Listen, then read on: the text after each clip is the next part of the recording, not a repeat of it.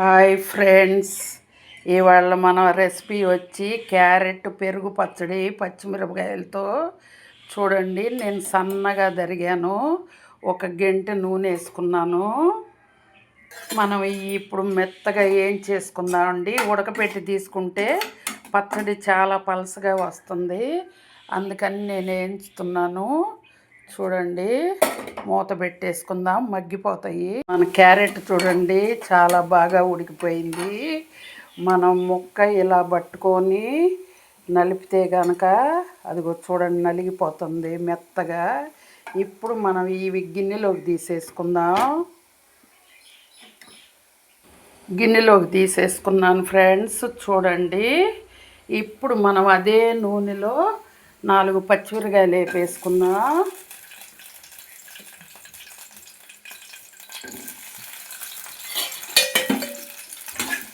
Carrot పచ్చడి చాలా రుచిగా ఉంటుందండి.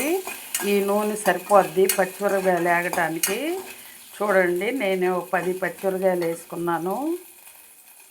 ఫ్రెండ్స్, పచ్చిమిరకాయలు వేగిపోయాయి.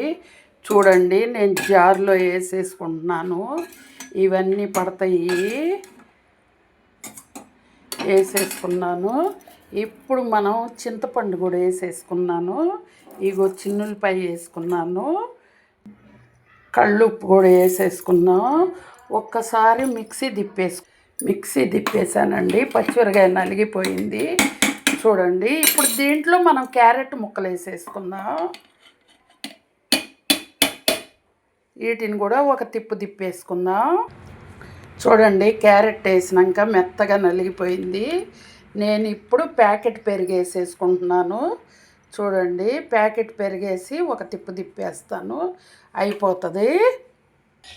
చూడండి ఫ్రెండ్స్, పోపు పెట్టేస్తున్నాను. పోపు పెట్టాలి. దీనికి ఎండుమిరపకాయ వేసాను, ధనియాలు కూడా వేసేస్తున్నాను. ఇప్పుడేం పండుమిరకాయ, ఆవాలు వేసాను, పచ్చిపప్పు వేసేసాను, మినప్పప్పు వేసేసాను, ఈ జీలకర్ర కూడా వేసేసుకుందాం, పసుపు వేసుకుందాం.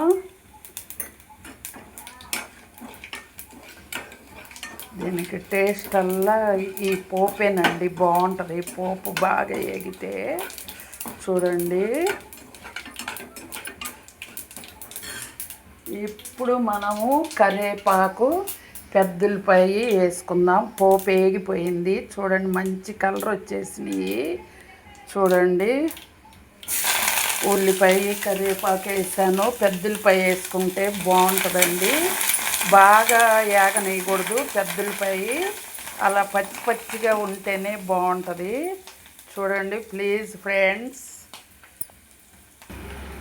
చూడండి, పచ్చడి వేసేసాను, బాగా కలర్ఫుల్గా వచ్చేసింది.